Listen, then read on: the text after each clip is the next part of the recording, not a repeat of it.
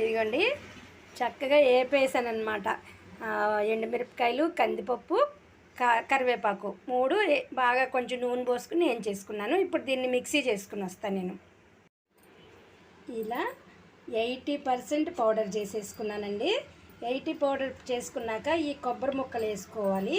కొంచెం నీళ్ళు కూడా పోసుకుంటే మంచిగా మెత్తగా పేస్ట్ అవుతుంది అనమాట. ఈ ఎల్లుల్లిపాయ, జీలకర్ర, ఉప్పు, పసుపు ఇది కూడా వేసేసుకోవాలి. ఈ చింతపండు పేస్ట్ కూడా వేసేసుకోండి. కొంచెం వాటర్ పోసుకొని మిక్సీ చేసుకొస్తాం నేను మళ్ళీ దీన్ని.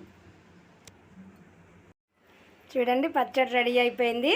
అలానే పోపు కూడా చేసేసుకున్నాను.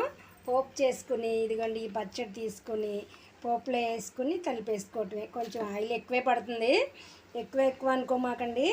ఆయిల్ ఉంటేనే దేనికైనా టేస్ట్ ఉంటుంది, చక్కగా అన్నీ బాగుంటాయి అన్నమాట.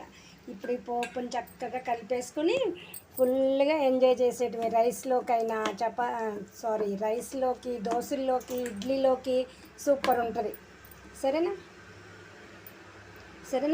దోశల్లోకి, ఇడ్లీలోకి, రైస్లోకి అయితే పర్ఫెక్ట్. కొంచెం నెయ్యి వేసుకుని తిన్నారంటే ఉంటుంది సూపర్గా. సరేనా? మీకు ఈ చిన్న వీడియో నచ్చినట్టయితే లైక్స్ ఇవ్వండి, షేర్ చేయండి, సబ్స్క్రైబ్ చేసుకోండి. బాయ్.